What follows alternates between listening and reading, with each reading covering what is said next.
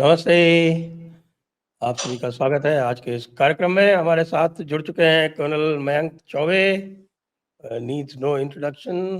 तो जयपुर डायलॉग्स पर आप इनको कई बार मिल चुके हैं। वैसे मैं बता दें, formerly from the ordnance corps, और खुद एक राइटर है और एक टीवी पैनलिस्ट है। आपको अक्सर दिख जाते होंगे टीवी डिबेट्स में। तो स्वागत है आपका कर्नल चौबे। और बहुत बहुत धन्यवाद सर। हम आज बात करेंगे जरा ये ईरान और इजराइल के युद्ध के बारे में। बड़ी कॉन्फ्लिक्टिंग क्लेम्स आ रही हैं, और उससे पूर्व मैं दर्शकों से अनुरोध करूंगा कि कृपया चैनल को सब्सक्राइब कर लें और वीडियो को लाइक अवश्य कर लें। तो सर, बड़ी कॉन्फ्लिक्टिंग क्लेम्स आ रही हैं। ईरान वालों ने भी अपना साइबर वॉरफेयर, या जिसको कहें इंफॉर्मेशन वॉरफेयर, आरंभ कर दिया है, और कह रहे हैं कि हमारे पास तो एक टन वाले सारे बचे हुए हैं। हमने तो क्या है, हमने तो डिकॉयज दिखा दिए थे। मतलब सब लोग सोच रहे हैं कि वो भारत की तरह इतने बुद्धिमान है कि वो डिकॉयज दिखा देंगे, और इजराइल वाले जो है वो डिकॉयज के चक्कर में आ जाएंगे। तो सर, इस पूरे युद्ध में मैं सिमिलीज ड्रॉ कर रहा था, जो ऑपरेशन सिंदूर है और ऑपरेशन राइजिंग लायन और वो ट्रू प्रॉमिस 3 का, कि ऑपरेशन सिंदूर में जो कुछ हुआ है, ट्रू प्रॉमिस, और उधर वो क्या है, वो राइजिंग बनियान लायन। ओह हाँ, मरसूस। ओ बनियान बनियान। मरसूस। हाँ, मतलब आप मर्दूस। ये देखिए कि ईरान वालों ने भी ये उचित नहीं समझा कि कोई कुरानिक या कोई पर्शियन कोई वो करे, वो ट्रू प्रॉमिस यूज कर रहे हैं, अंग्रेजी यूज कर जी रहे हैं। लेकिन हमारे भाई लोग जो थे उन्होंने बनियान मरसूस। बिल्कुल। बनियान और मनूस। बनियान। तो बनियान, खैर, और वो भी मनहूस बनियान। मनूस बनियान था, फट गया सर। सर देखिए, 71 में उन्होंने पैंटें भी उतारी थी, यहाँ पर बनियान भी उतार दी है। तो, तो इसमें आप देखेंगे सर, इसमें पूरे के पूरे घटनाक्रम में अगर आप देखेंगे तो ये एक पूरा टेम्पलेट जो कि ऑपरेशन सिंदूर का था, वो ही हाँ, फॉलो हो रहा है ऑपरेशन राइजिंग लायन में। सबसे पहला strike, precision strike, high value targets को निकालना, जो उनके लिए आतंकवादी थे, यानी आईआरजीसी के कमांडर्स जो थे वो सारे निकाले गए, न्यूक्लियर साइंटिस्ट सब निकाले गए, प्रिसीजन स्ट्राइक किया गया सर। सब कॉमन चीज चल रही है इसमें। रात का समय चुना गया प्रिसीजन स्ट्राइक के लिए, और मैं अपने एक इजरायली मित्र से बात कर रहा था, उन्होंने बताया कि हमने रात को इसलिए चुना जिससे कि कोलेटरल डैमेज ना हो, और हमारा टारगेट जो है जहां पर इंगित है वहां पर ही रहे। बल्कि सोशल मीडिया पे तो ये भी बात इस समय चल रही है कि वो जो इनके फील्ड मार्शल थे, वो कहीं जी। एक किराए की घड़ी लेकर गए थे, और उन्होंने घड़ी उस व्यक्ति को भेंट कर दी, और उस घड़ी में कोई ट्रांसपॉन्डर लगा हुआ था जिसकी वजह से उनकी लोकेशन जो है वो जाहिर हो गई। ऐसा जो है सोशल मीडिया पे बहुत हवा गर्म है। हम्म। और अब इस समय ऐसा है कि हालत बहुत बुरी होने वाली है इस समय हमारे पड़ोसी मुल्क पाकिस्तान की, अच्छा। क्योंकि वो तो देखिए, वो तो they are running with the hare and hunting with the hound. Hunting with the hounds.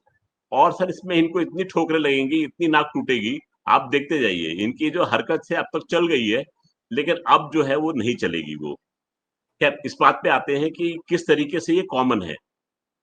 फिर इन्होंने, इजराइल ने क्या किया कि जितने एयर डिफेंसेस थे ईरान के, वो इन्होंने डाउन किए। तो सेम टेम्पलेट हमारा वाला। उसके बाद में इन्होंने अपनी एयरफोर्स को एम्प्लॉय किया, और फिर इन्होंने जाकर इनके मिलिट्री टारगेट्स, जो कि सबसे इंपॉर्टेंट इनका टारगेट था नातांज का, जो न्यूक्लियर साइट थी, उसको इन्होंने बारंबार, एक बार नहीं, 2-3 वेव में इन्होंने जाके उसके ऊपर अटैक किया है, क्योंकि वो वेल फोर्टिफाइड टारगेट था और सबसे इंपॉर्टेंट टारगेट था इनके लिए। वहां पर सर सेंट्रीफ्यूज का अंबार लगा हुआ था, जो कि इनके यूरेनियम को परिष्कृत कर रहा था, और वेपन ग्रेड यूरेनियम तक उसको लेके आ रहा था। ये खबरें जो थी, ये खुद आईएईए ने भी निकाली थी, क्योंकि इन्होंने क्या किया कि आईएए के इंस्पेक्टर जो थे, उनका आने पर यहाँ पर थोड़ी सी रोक लगानी शुरू की। जो कैमरेज इंस्टॉल्ड थे, उन कैमरेज को वहां से डिस्लॉज किया गया। तो ये सब चीजें जो थी, ये शक बढ़ा रही थी कि यहाँ पर आखिर हो क्या रहा है, क्योंकि यहाँ पर इनके सेंट्रीफ्यूजेस काम कर रहे थे। तो इस चीज का निकाला गया कि ये वेपन ग्रेड यूरेनियम बहुत बढ़ा रहे हैं। तो इसमें 2 कंफ्लिक्टिंग रिपोर्ट्स आई थी सर पास में। एक ने बोला था इनके पास में 408 केजी का ज़ख़ीरा है, और एक रिपोर्ट जो थी वो ये कह रही थी कि 7,500 केजी का इनके पास में ज़ख़ीरा मौजूद है। पर जो भी था, जो 408 केजी है वो भी खासा डेंजरस क्वांटिटी हो जाती है क्रिटिकल मास के लिए और किसी भी वेपन को बनाने के लिए। तो ये चीज़ जो थी, इसको देखकर वेस्टर्न वर्ल्ड और इज़राइल जो था वो खतरे में था। आपके दर्शकों का मैं ध्यान आकृष्ट करना चाहूँगा बेंजामिन नेतन्याहू का एक इंटरव्यू, और उस इंटरव्यू में उन्होंने बड़े साफ-साफ लफ्ज़ों में 2 देशों का नाम लिया। जी, पहला नाम वो ये लेते हैं ईरान का, हाँ, और दूसरा हमारे प्यारे पाकिस्तान का, पाकिस्तान। अल पाकिस्तान। जी, कि हुँ, इन देशों में आतंकवादी का सपोर्ट न्यूक्लियर पावर का, और न्यूक्लियर पावर का सपोर्ट आतंकवादी के लिए इन 2 देशों में देखने को मिलता है, और ये 2 देश जो हैं, ये दुनिया के लिए खतरा बनेंगे। तो इस इंटरव्यू को देखकर जो पाकिस्तानी आज इस बात को सुन रहे हैं, वो सचेत हो जाएँ कि निशाने पर पाकिस्तान जो है, वो भी है। तो अगर वो हिमाकत करेगा तो इज़राइल की निगाह जो है ईरान, और ईरान के बाद पाकिस्तान पर भी आ रही है।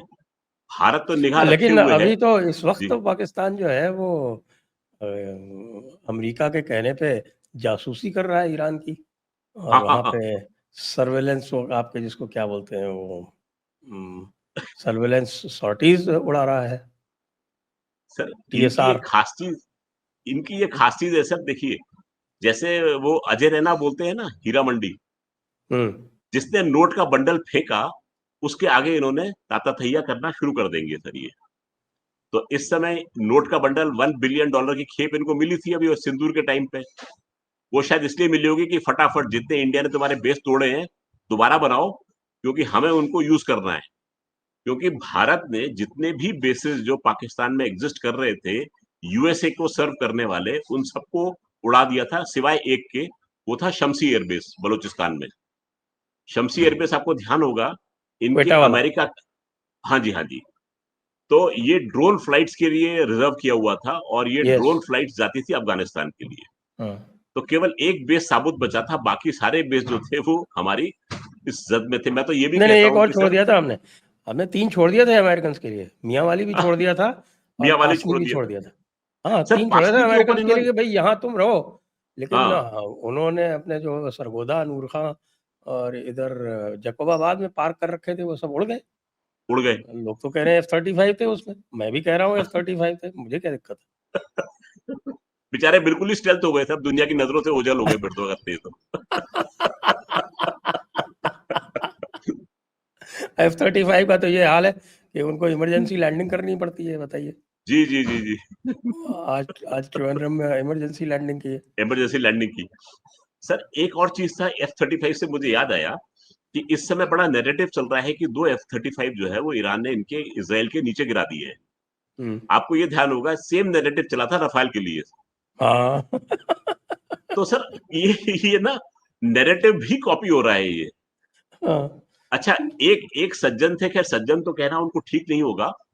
उन सज्जन ने ये डाला था कि जो ज्यूज़ हैं, ये भी ऐसे ही हैं, हिंदूज़ के खिलाफ काम करते हैं, और उन्होंने सिमिलीज़ ड्रॉ करनी शुरू की थी कि ज्यूज़ जो है वो गऊ गऊ मांस का सेवन करते हैं, हुँ, और उन्होंने अपने 5वें पैरा में एक गलती कर दी सर। देखिए, नकल के लिए भी अकल चाहिए होती है। हुँ। उन्होंने बोला उसके कि ज्यूज़ भी यही बोलते हैं कि जो अल्लाह में विश्वास नहीं रखता, वो काफ़िर है। तो वो शब्द जो था वो छूट गया, वो कॉपी करने में। वो तो उसने राज़ खोल दिया। याहवे और अल्लाह में फ़र्क नहीं जानते, तो उसके फ़र्क लिए कोई नहीं। क्या कर सकता है। और दूसरी बात ये है कि ज्यूज़ का कहना है कि भाई हमसे, हम जो हैं we are the chosen people of God, God, और यस। हमारे अलावा कोई जन्नत जाएगा नहीं, इसलिए हमें और किसी से कोई लेना-देना नहीं। वी डोंट प्रोसेलिटाइज़, हमें प्रोसेलिटाइज़ भी नहीं करना, और माले गनीमत भी नहीं, दूसरों का रेप, प्लंडर और लूट, ये सारे काम भी हमें नहीं करने। तो वो तो नहीं करते हैं, वो they are busy with themselves and they are too happy within themselves. तो उनसे हमें कोई किसी तरह की दिक्कत है ही नहीं। जूस यहाँ इतने हज़ार साल रहे आके, कभी कोई तकलीफ ना तो जूस ने भारतीयों को दी, और ना कभी भारतीयों ने जूस को दी। बिल्कुल, जबकि हमारे जो भाईजान लोग हैं, उन्होंने तो पहले दिन से ही तमाशा शुरू कर दिया था। तो इसलिए जो कुछ भी जो लोग कह रहे हैं वो थोड़ा-सा रिफाइन कर लें अपने समझ आप लें। को। हाँ, हाँ, समझ लें, उनकी समझ में जी, काफ़ी फेर है। ये जी, ये नैरेटिव चलेगा नहीं ये। पर ये बड़ा भरसक प्रयास किया जा रहा है ये ड्रॉ करने के लिए कि ज्यूस जो हैं, वो ऐसे ही हैं और आप इनसे बच के रहो। ये बहुत चल रहा है सर इस समय। तो जब मैंने लिखा था तो मेरे कई फॉलोअर्स ने मुझसे बोला था कि ये तो हमको मालूम है ये, लेकिन ये आप इसको क्यों एक्सप्लेनेशन दे रहे हो इसके बारे में? मैंने बोला आपको तो मालूम है लेकिन कुछ लोग ऐसे होंगे जो कि भोले-भाले होंगे, इसको पढ़ के सच समझ जाएँगे। क्योंकि लिखने वाला जो है उसके पास में मिलियंस ऑफ फॉलोअर्स हैं उसके। तो आदमी यही समझता है कि जितने ज़्यादा फॉलोअर होंगे इस पे सोशल मीडिया पे उतना वो सच बोलता होगा।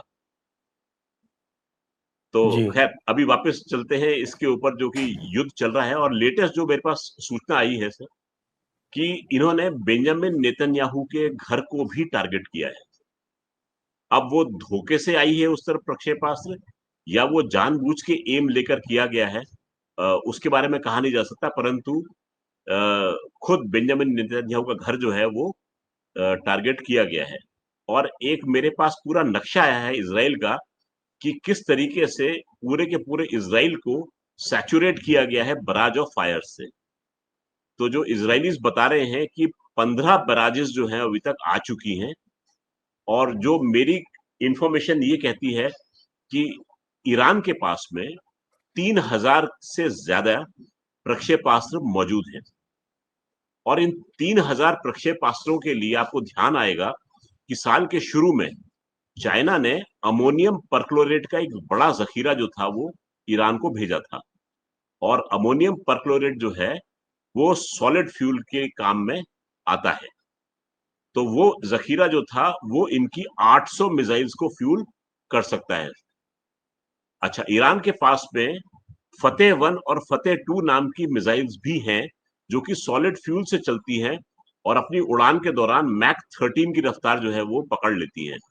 सो they are very convenient hypersonic missiles जिसको कि टेक डाउन करने में थोड़ी-सी परेशानी इज़राइल को आ सकती है। क्योंकि रिएक्शन टाइम उसके पास में बहुत कम रह जाता है।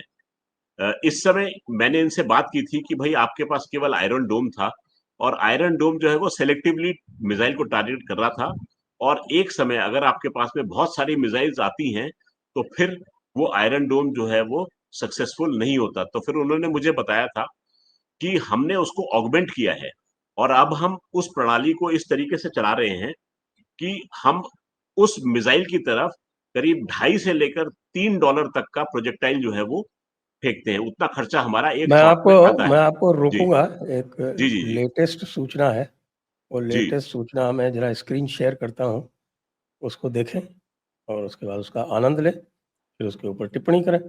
तो ये साहब डोनाल्ड ट्रम्प साहब का ट्वीट है लेटेस्ट ट्रुथ सोशल पर। तो Iran and वो Israel should make a deal and will make a deal just like I got India and Pakistan to make in that case by using trade with the United States to bring reason, cohesion and sanity into the talks with two excellent leaders who were able to quickly make a decision and stop. Also, during my first term, Serbia and Kosovo were ये sir अपनी पीठ थपथपा रहे हैं sir वाह ओ अभी लोग कुछ सवेरे कह रहे थे कि अरे भाई why hasn't he taken credit as yet. ले लिया सर उनकी ले, बात ले लिया, इनतक बिना कुछ किए ले लिया। और सबसे मजेदार बात है राइट में पढ़ रहा हूँ कार्तिक गौर जी का जो है ये छोरा भी ना रुके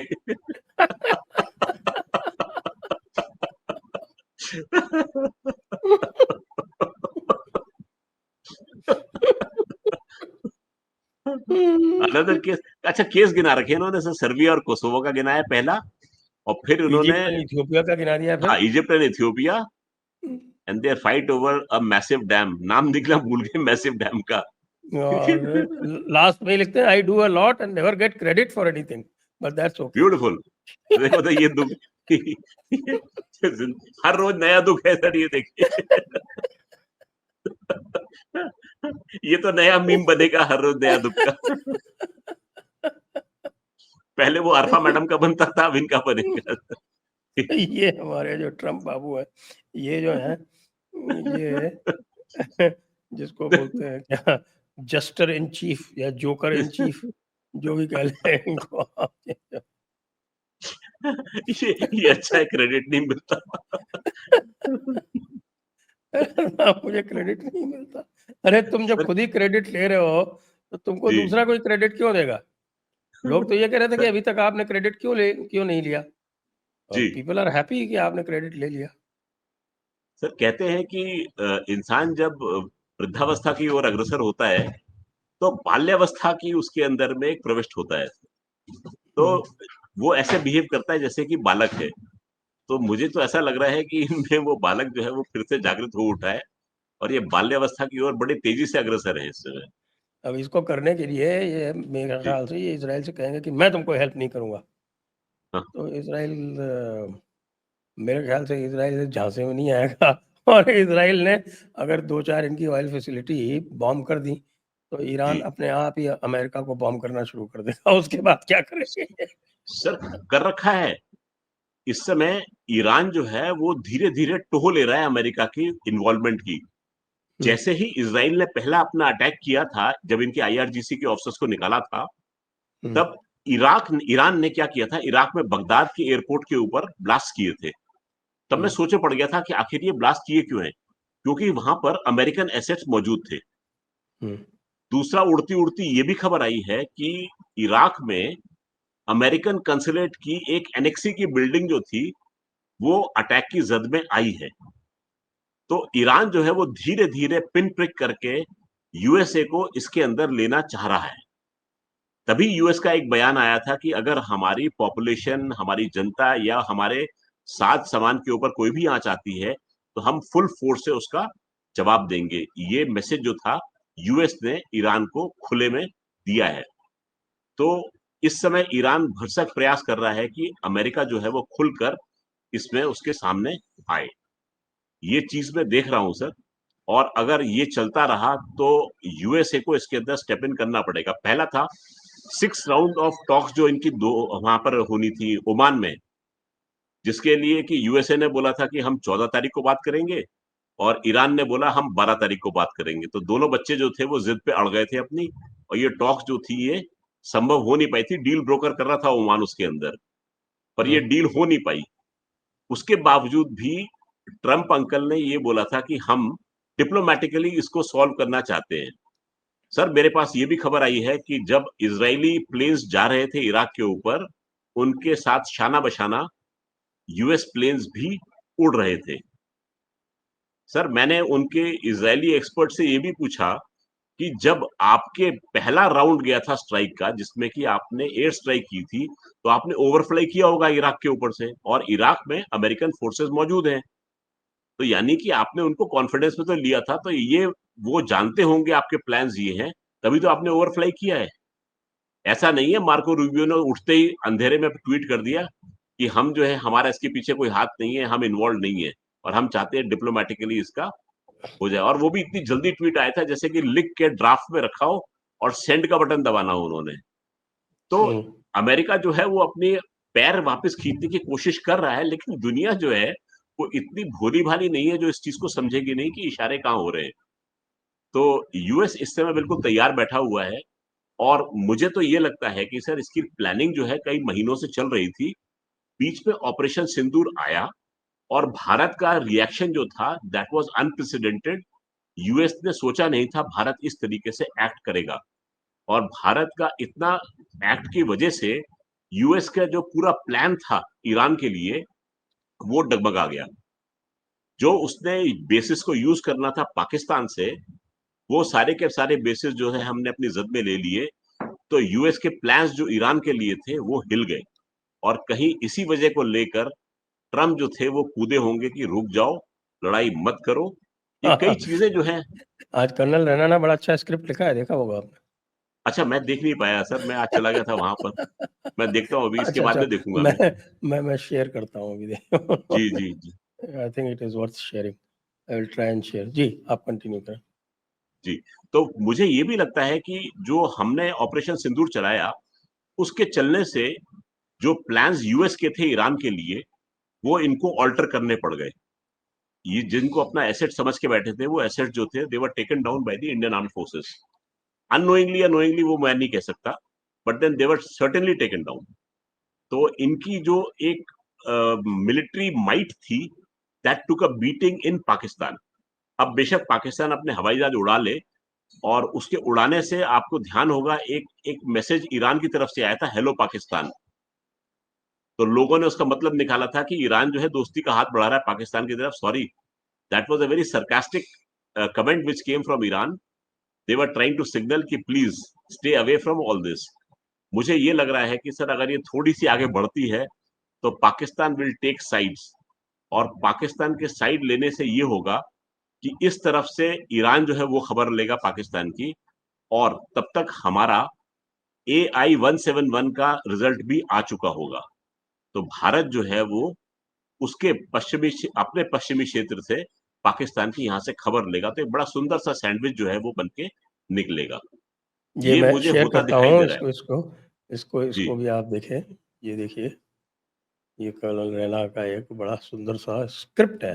प्लीज। अच्छा, कह रहे हैं कि साहब कि 10 तारीख को क्या हुआ, ये आप पढ़ सकते हैं कि साहब वाशिंगटन ने फ़ोन किया, please stop hitting Pakistan. Delhi ने कहा, Pakis are refusing to get off the ramp, we can't stop. screw the Washington, Pakis, we screw have the plans. Pakis. Total, we have Jerusalem holding the line. Jerusalem, hello Delhi, we are going to sort out Iran, and that we need Pakistan intact. You know how important it is for us. Delhi, for the same reasons it is important for us. Triple Pakis.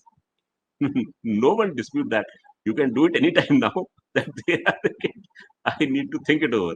We are brothers and we hate Pakis as much as you do. We need a window till mid-June. Okay, we will not do the ceasefire, but we will pause our operations till further orders.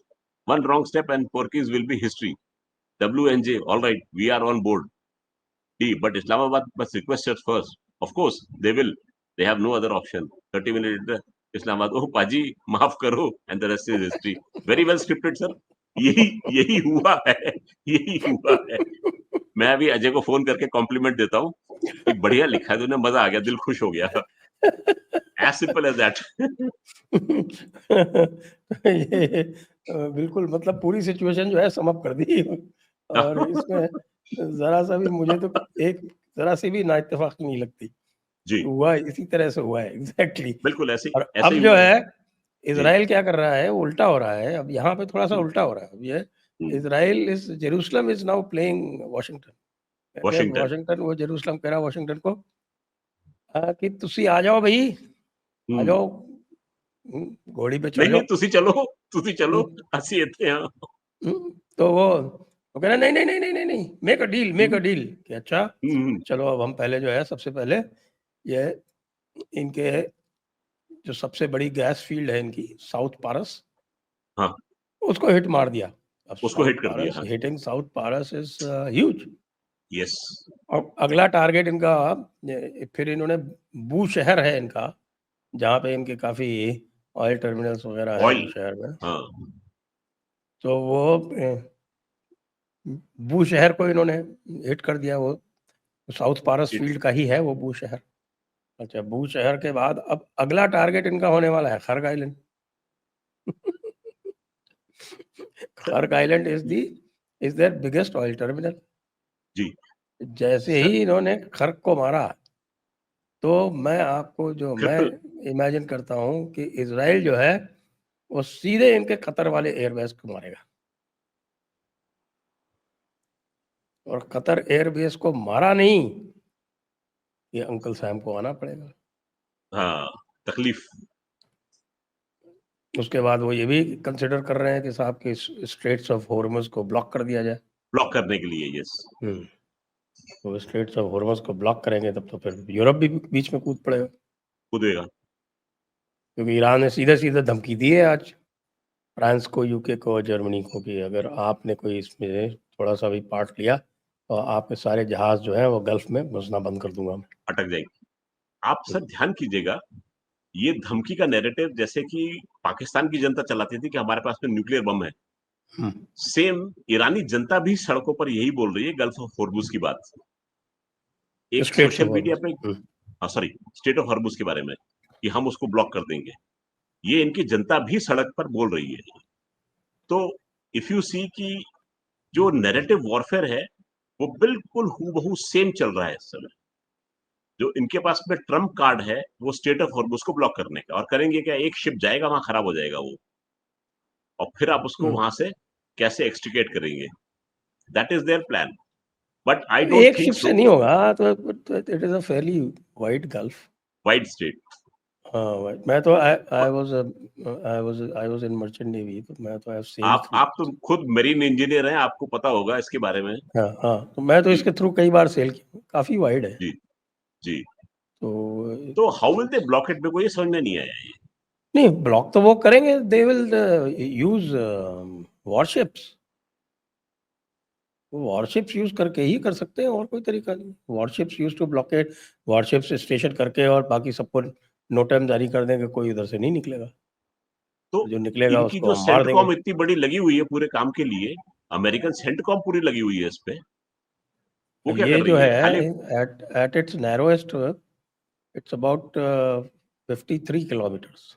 53 kilometres तो में 53 एक द जहाज खराब। Fairly wide passage, fairly wide yes, passage. It is wide. हाँ जी। मैं तो इसका जो है यहाँ पे, ये इसका जो ये निकली, जो चोंच निकली हुई है ना, वो चोंच बिलोंग्स टू ओमान एक्चुअली।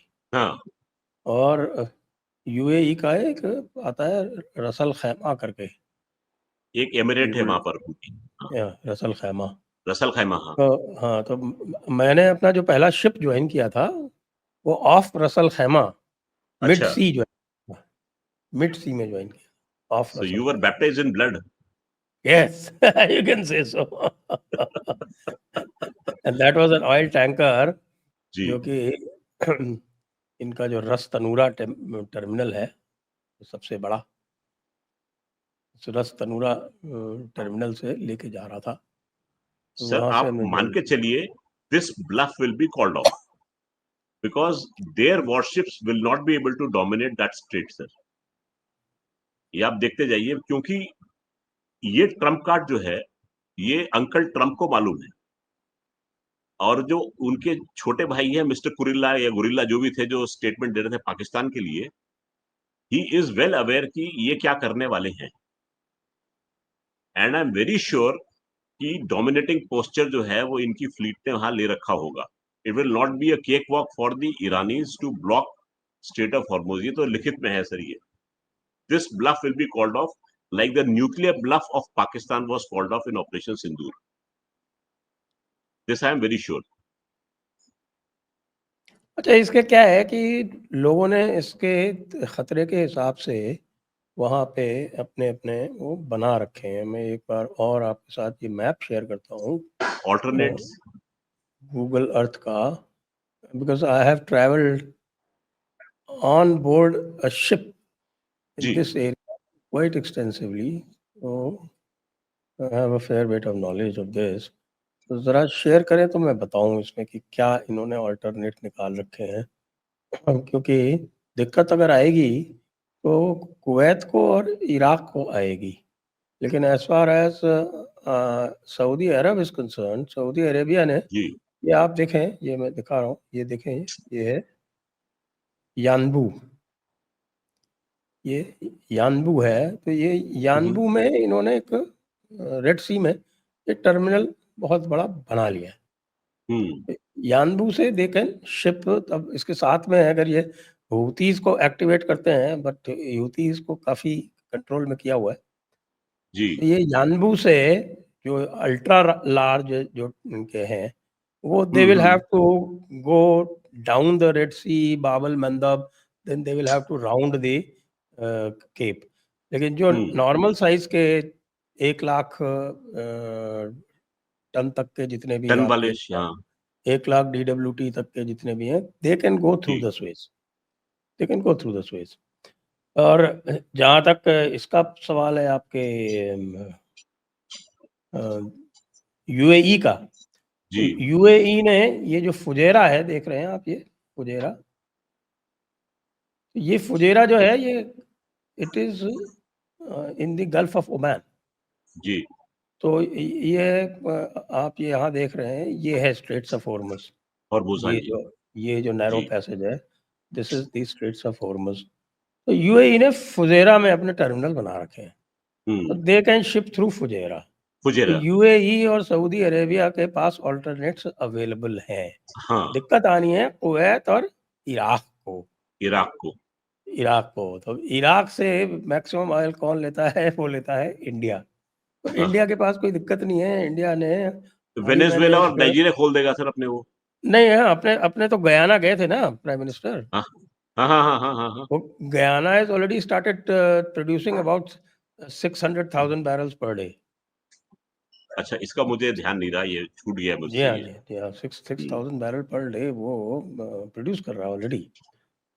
तो इंडिया विल शिफ्ट इट्स, जो इराक का जो है उधर शिफ्ट कर देगा। बाकी रशिया तो है ही, इंडिया को तो कोई प्रॉब्लम है ही नहीं इसमें। तो थोड़ा कॉस्ट इफेक्टिव कम रहेगा लेकिन आ जाएगा। कतर को दिक्कत आने वाली है, क्योंकि कतर की जी जो गैस सप्लाईज हैं उसके लिए और कोई आउटलेट नहीं है। नहीं बाकी है कोई भी जीसीसी कंट्री उनको पसंद नहीं करती है। तो Qatar deserves to be in that place sir, ठीक है। हम्म। और कतर का, और ये जो आप देख रहे हैं ये कतर की, ये ये जो मैं आपको ये दिखा रहा हूँ पर्शियन यहाँ गल्फ, हाँ पे, जी ये जी जहाँ ये पर्शियन गल्फ लिखा हुआ है, तो ये जो है this is the largest gas oil reserve in the world. World, हाँ जी ये इसको साउथ फारस कहता है जी ईरान। ईरान, हाँ जी और और कतर जो है वो इसको अपनी कतर ऑयल फील्ड कहता है। जी तो ये पूरा जो एरिया है this is the largest gas oil reserve. तो ईरान और कतर दोनों इफेक्ट होंगे। प्लस मैंने जी आपको दिखाया था, ये रहा, ये खर्ग आइलैंड है, this is the Kharg island. बिल्कुल ये दिस इज ये जाएगा द काम से। This is Iran's largest oil terminal. I have been to Kharg जी आइलैंड ट्वाइस ओके। अच्छा ड्यूरिंग वो आपने ईरान विजिट इराक कर वॉर। लिया सर, अच्छा वो आपने विजिट कर लिया सर, कल होना हो ये। इसलिए ऑफिशियली मैं ये कह सकता हूँ कि I have been to Iran. हाँ हाँ हाँ। जिस तरीके से हालात चल रहे हैं सर, अच्छा वो आपने विजिट कर लिया क्योंकि कल होना हो ये, हाँ है भाई, ना कल हो ना हो क्या कह सकते हैं। जी तो ये तो जो या स्ट्रेट्स ऑफ हॉर्मुज वाली बात है, जी वो तो इस तरह से कूल पैन डाउन हो आउट गई। करेगी। जी। अब मैं आपसे military as a military man मैं जो पूछना चाहता हूँ वो ये है कि साहब कि ये जो टैक्टिक्स जो ईरान ने अपनाई है, काउंटर टैक्टिक्स जो है कि they are blindly hitting through जी मिसाइल्स, बैलिस्टिक जी मिसाइल्स चला रहे हैं। जी बैलिस्टिक मिसाइल्स वैसे भी उनका जो गाइडेंस सिस्टम होता है वो इतना प्रिसाइज होता नहीं नहीं है है नेचुरली, क्योंकि उनका जो बूस्टर फेज है वो तो गाइडेड हो सकता है, लेकिन जो री एंट्री फेज है सस्टेनिंग, हाँ री एंट्री या सस्टेनर वो फेज जो है वो वो कंट्रोल वो नहीं है वो, उसके ऊपर। वो कंट्रोल नहीं होता उसमें। तो जी they are hitting wild here there जी everywhere.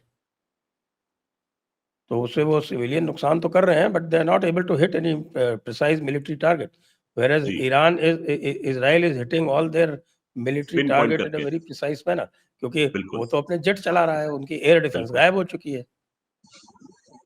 They have complete air superiority. तो ऐसी सिचुएशन में आप आगे क्या देखते हैं कि if this goes on for 2 weeks, as Israel says कि 2 वीक्स चलाएंगे हम इसको, तो 2 वीक्स में क्या सिनारियो बनेगा? क्या इसराइल ईरान की मिसाइल्स इसराइल को ओवरवेल्म कर सकती हैं, या कि इसराइल इनकी वॉर मेकिंग कैपेसिटी को पहले खत्म कर देगा? How how will it pan out?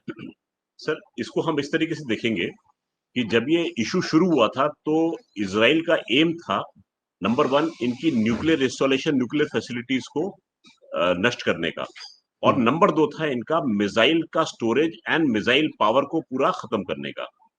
These correct, were the two main targets. Correct. इन्होंने इसके चलते सबसे पहले इनके आईआरसीजी के जितने भी लीडर्स थे, सोमानी एंड डाउन बिलो, सबको इन्होंने क्लियर किया।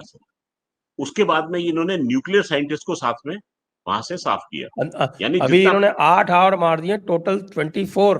अभी जो 24 लेटेस्ट पीपल, हाँ काउंट है, हाँ 24 top nuclear scientist are gone. Finished. और आपके आईआरजीसी के, तो पहले ही आपको पता है आईआरजीसी के जो टॉप 4-5 हैं उसको सबको हटा दिया पहले दिन ही इन्होंने। 6 निकाल दिए also थे gone। इनके। हाँ, हाँ पहले दिन ही निकाल दिया। आईआरजीसी चली गई, इनकी जो वो क्या नाम है इसका, न्यूक्लियर माइट चली गई। रेगुलर जो आर्मी है इनकी, आर्तेश, वो आर्तेश हाँ, आर्तेश के भी जो टॉप लोग हैं वो भी निकाल दिए। वो पहले आर्तेश दिन और निकाल लिया उसने। आईआरजीसी हाँ, में पहले से ही जो टसल चलती रहती है, टसल चल रही है। सर हमेशा से थी, इट वाज ऑलवेज एक देयर। और चीज है। हाँ, एक और चीज है सर, जो कि आईआरजीसी क्या कर रही थी, इनकी मॉरल पुलिसिंग होती थी। तो जो लोग इनके वापस वो पर्शियन अस्मिता की तरफ जाने की कोशिश कर रहे थे, उनको दबा के रखा गया था। जैसे ही इजराइल के सटीक अटैक हुए हैं, ये लोग जो हैं अब बाहर निकल के आने शुरू हो गए हैं। स्ट्रीट्स के ऊपर they are rejoicing on the attack which has been done by Israel. So this is one more thing which is coming to the fore. और पिछले 24 घंटे में ये खबरें भी आई हैं कि अयातुल्ला के अपने घर वाले जो हैं, वो प्राइवेट फ्लाइट पकड़ पकड़ के वहां से निकल रहे हैं। They are fleeing. So one one can see USA का एक बयान आना कि हम नेगोशिएट करेंगे, तो नई टीम से नेगोशिएट करेंगे। तो ये यूएसए ने इससे पहले बयान दे दिया था। तो now what they are visualising is कि इनका सत्ता परिवर्तन होना है। सर, शाह रेजा पहलवी का एक वीडियो का बयान जो है वो आ चुका है। शाह का बयान आना और लोगों में एक उत्साह का पैदा होना। सर देखिए, शाह के टाइम पे Tehran used to be known as the Paris of the East. चाहे उसका एक आयरन हैंड था, but then that man was working towards the development of Iran. ये पक्की बात थी। अयातुल्ला खुमैनी के आने के बाद में the people remain the same, but then a very strong iron fist came over them. जब शाह का टाइम था, तो इजराइल ने ईरान की हेल्प कर रहा था न्यूक्लियर पावर डेवलपमेंट में। They were known as the atoms of peace. Till 1979 Israel had very good relations with Iran. But जैसे ही सत्ता परिवर्तन होती है, ये जो हार्ड लाइन अयातुल्ला खुमैनी आते हैं, एवरीथिंग चेंजेस इन ईरान। अभी भी इजराइल स्टिल मेंटेन्स कि हमारी दुश्मनी जो है वो रेजिम से है, हमारी ईरान की पॉपुलेशन से कोई दुश्मनी नहीं है। That is a statement time and again the IDF spokesperson is giving publicly. और वहां उनके जितने भी कमेंटेटर्स हैं अभी यही बात बोल रहे हैं। So that is a difference in the approach. आपने मिसाइल्स की बात की है sir. What I visualise is कि अभी तक ईरान ने अपना आधा स्टॉक भी जो है वो खत्म नहीं किया है। तो जो इनकी एप्रिसिएशन है कि ये 10-15 दिन तक चलेगा, मेरा मानना यह है कि इजराइल जो है वो जैसे जैसे इन अपने स्टॉक्स के खात्मे की तरफ आ रहा होगा, अगर इजराइल ने अपने एयर स्ट्राइक में इनको निकाला नहीं। इजराइल के ऑलरेडी ड्रोन की फैसिलिटी जो है वो ईरान के अंदर मौजूद है। इन्होंने अच्छी तरीके से ईरान को पेनिट्रेट करके रखा है। और मेरे सोर्सेज ये भी बताते हैं कि जब इन्होंने इनके आईआरजीसी लीडर्स को निकाला है, तो इनको ड्रोन्स के अटैक, एयर अटैक के साथ साथ अंदर इनके इलाके में एक्सप्लोसिव फिट करके लोग आए हैं। तो ह्यूमन एलिमेंट भी जो है वो पेनिट्रेट करके ईरान में बैठा हुआ है। तो हमें इस बात का शक नहीं होना चाहिए कि अचानक एक मिसाइल स्टोरेज फैसिलिटी जो है it goes up in flames. That is highly possible. अगर वो होती है, तो ईरान की war fighting machinery will be weakened to a very great extent. Otherwise Iran has got a very good stockpile of missiles at present with them. इनके पास में 5 किस्म की ऐसी मिसाइल्स हैं जो कि ईरान से सीधी फ्लाई करके इनको इजराइल को हिट कर सकती हैं। I am not including the missiles which will be launch from the ships. उनको तो मैंने गिना ही नहीं है इसके अंदर। शिप में भी उनके पास में ये फैसिलिटी अवेलेबल है कि they can take on Iran through the sea route also. एक बार सेकेंड डे को ये उन्होंने बोला था कि हमने उसको यूज किया है, बट देन आई डाउट उन्होंने सी को यूज किया होगा। अभी तक they are all deploying missiles which are being fired from the ground from Iran and over them.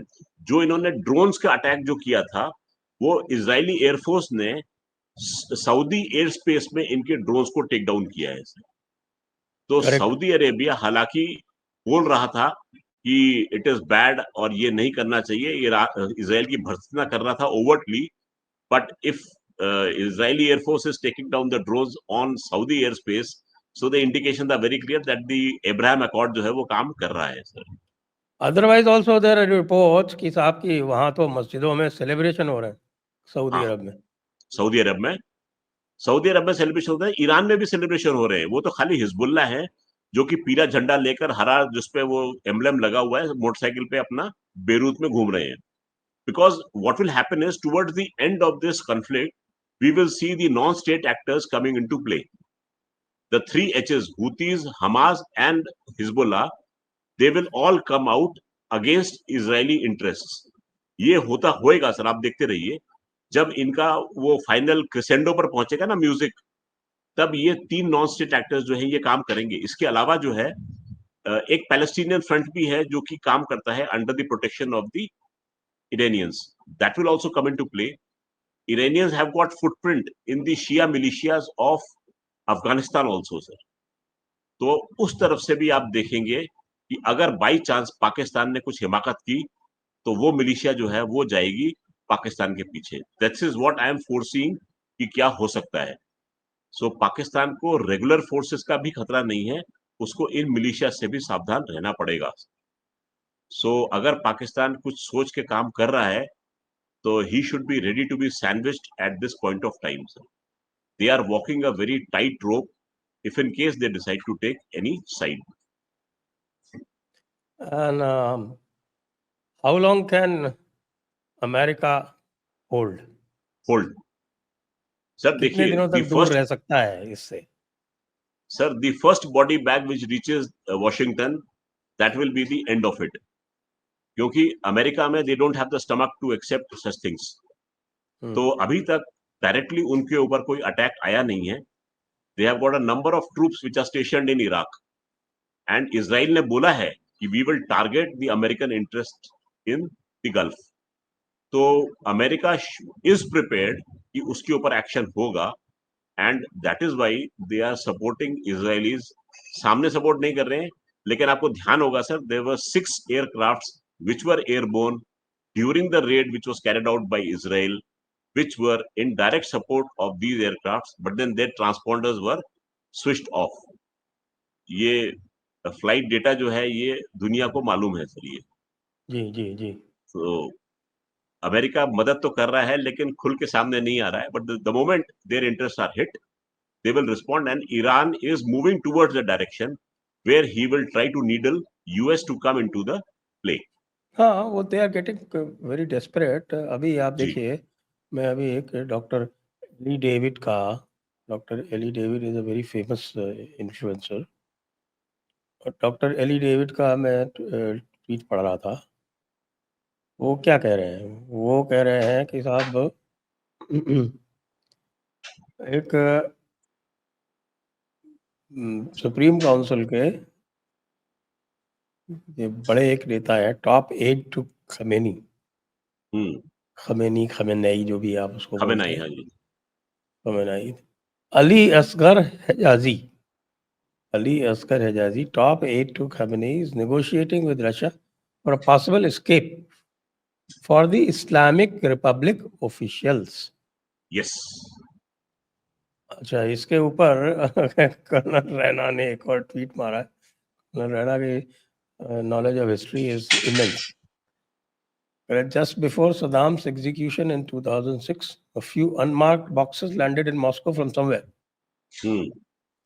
Neither the point of origin nor the ownership was ever recorded officially. After Saddam was hanged, whispers in Moscow spoke of $7 billion in cash in those boxes. And then one day, all those boxes vanished. That's why Russia is so rich. Rich. तो अभी वैसे boxes Iran की तरफ से भी जाने वाले हैं सर। अभी यही तो कह रहे हैं कि अली असगर हिजाजी यही नेगोशिएट कर रहा है। तो ये 19 घंटे पहले जो कि इनके रिलेटिव्स निकले हैं वो भी ऐसे रास्ते से निकले होंगे सर। जो रिपोर्ट आई है कि इनके रिलेटिव जो हैं वो इसी रास्ते से निकले होंगे और they are now forcing a very very close water battle जो होने वाली है। व्हाट आई विजुअलाइज इज कि at some point of time the Shah will enter sir. Shah ने अपना वीडियो रिकॉर्ड करके अपने इंटरेस्ट को दिखा दिया है and Shah has got support on ground in Iran And my sources say that yes, if in case he intervenes, people will lend support to him because इनकी जनता जो है that was really oppressed. We saw this in the जब इन्होंने हिजाब का ban के ऊपर किया था काम, where ladies they came out in the market squares and they burned the hijab and they went back dancing. So that was a clear case of defiance, and that time IRGC was ruling the roost. They were very powerful. इस समय they are a pretty blunt force. So what we see is a resurgence in that nationalist movement and being supported by Shah. So at one point of time, I foresee the Shah as one of the negotiators. हाँ, लेकिन ये there is a body of opinion जो ये कहती है कि साहब कि अगर शाह आ गए तो फिर ईरान जो है वो क्लाइंट स्टेट बन जाएगा यूएस की, हाँ और यूएस की क्लाइंट स्टेट बन जाएगा तो नॉट गुड फॉर इंडिया। ये जी एक ओपिनियन है। मैं थोड़ा-सा इसमें देयर इज़ अ जी वेरिएशन। मैं ये कहता हूँ कि भई अगर नई हीरा मंडी एस्टेब्लिश होती है विद तो क्या यंग वैल्यू लगता है? कॉन्क्यूबाइन्स, तो वो हाँ जो पुरानी वाली होती है ना, फिर उनकी कीमत कम हो जाती they है। feel threatened. They feel threatened, sir. वो फील थ्रेटेन्ड भी, और फिर उनको कौन पूछेगा कौन पुरानी वालियों पूछेगा? को? तो पाकिस्तान की कीमत कम होगी ना फिर, कम हो जाएगी। क्योंकि बहुत सारे जो उनके जो स्ट्रेटेजिक इंटरेस्ट हैं, specially in central Asia, Afghanistan, वो ईरान से मीट आउट हो जाएंगे। और व्हाई सर वुड दे दूसरी बात यह है कि require we are leverage? Judging. जी ईरान का अच्छा खासा लिवरेज चाइना पे है, जी better than better than that of Pakistan. मुझे लगता है कि getting a US client state next to Pakistan may not be such a bad idea. Not sir दूसरा एक बात है कि we are clouded by the events which took place way back in 79। उसके बाद Yes, में lot of almost water 50 has years flowed back. Under Almost 50 years back. Lot of water has flowed under the Thames bridge sir. इस समय जो भी rule करता है he will see his national interest first. अगर उसको दिखाई देता है कि भारत को तेल बेचने में उसका फायदा है, तो वो सब चीज को इतर करके भारत के साथ दोस्ती करेगा वो। And we know how to negotiate with difficult powers sir, and we know how to balance. हमारे संबंध जो है वो इजराइल के साथ में भी है और ईरान के साथ में भी है। Exactly. So our diplomacy, we understand how to balance relations with both the countries which are at loggerheads. We have shown this to the world when we balanced our relationship with Ukraine and Russia. वहां पे तो example है sir, अब लोगों के सामने है कि जेलेंस्की से भी गले मिलते हैं मोदी जी और पुतिन से भी गले मिलते हैं, and he is seen as one of the peace brokers at one point of time. So India knows how to balance between two difficult parts. तो हमें इस बात के सर सोचने की जरूरत नहीं है सर. आपके जो बैचमेट्स हैं, they are doing a pretty good job. Hmm. So Indian diplomacy is in safe hands. Please let us believe in what we have. आखिर चाणक्य की संतानें हैं सर, कहीं ना कहीं तो रंग दिखाएंगे अपना. वो है, people are getting worried over the oil prices, और सर इनके टोटल कुछ जो वर्ल्ड में 9% हाइक ओपेक मैंने सुना था सर अभी तक. 9% हाइक तो हो चुकी है। जी 9% हाइक हो चुकी है, which is phenomenal. pretty big in such a short, हाँ जी हाँ which ji is no, pretty big for such a short period. इतने जी छोटे पीरियड में 9% काफ़ी होता है। तो ये तो प्रॉब्लम होगा, और अगर और जैसे साउथ पारस हिट हुआ है, इसके अलावा और भी फैसिलिटीज़ हिट हुई हैं, तो और ज़्यादा होगा। इट विल बी इवन जी more, we will see more and more of this. और इन्होंने अपने कोटाज़ भी काफ़ी कम कर रखे हैं। आज की डेट में टोटल आप ये देखिए कि 48 लाख बैरल पर डे तो अकेले इंडिया इंपोर्ट करता है। हम्म ये इंडिया का इंपोर्ट है, कंजम्पशन और भी ज़्यादा है। कंजम्पशन ज्यादा इज़ है. अबाउट 55 और सो। और इसी तरह से चाइना को देखें तो चाइना करीब इससे डबल इंपोर्ट करता है। तो टोटल जो कंजम्पशन है वो सबसे बड़ा तो यूएस का ही है। 3-4 करोड़ बैरल पर डे तो अकेले ये यूएस यूएस कंज्यूम तमाम कर लेता है। यूएस कंज्यूम कर लेता है। Total daily consumption is about 9 crore 90 million barrel per day. तो दैट इज द सिचुएशन। अब ये क्या करेंगे आगे, हमारे लिए तो रशा है मैनेज करने के लिए, लेकिन यूरोप का क्या होगा? बेचारे सर उसको यूरोप का हम क्या होगा? सबसे हम बुरा वही परिष्कृत फंसेगा। करके यूरोप को देंगे सर हम। वो तो हम देते ही हैं। हाँ, बस। वो तो हम देते ही हैं। और वो तो हम इस तेल को परिष्कृत के, करके यूरोप को वो देंगे। केप वाले रूट से भेजेंगे उसको। बिल्कुल। थोड़ा-सा और महँगा पड़ जाएगा उनको, और कुछ नहीं है सर। थोड़ा सा ट्रांसपोर्टेशन में ज़्यादा पड़ जाएगा, हाँ, बस। लेकिन मिल तो जाएगा। जी। हम्म। तो वर्ल्ड तो शुड नॉट आइए आज की, feel ji ji ji please. नहीं, मैं ये कहता हूँ world should not feel threatened sir, India is there to look after the world. We have arrived, we have arrived sir. Absolutely. तो इसी के साथ आज की चर्चा को अब यहीं पर विराम देते हैं। सभी दर्शकों को बहुत बहुत धन्यवाद, कर्नल चौबे को भी बहुत बहुत धन्यवाद। जय हिंद, जय भारत, वंदे मातरम। जय हिंद।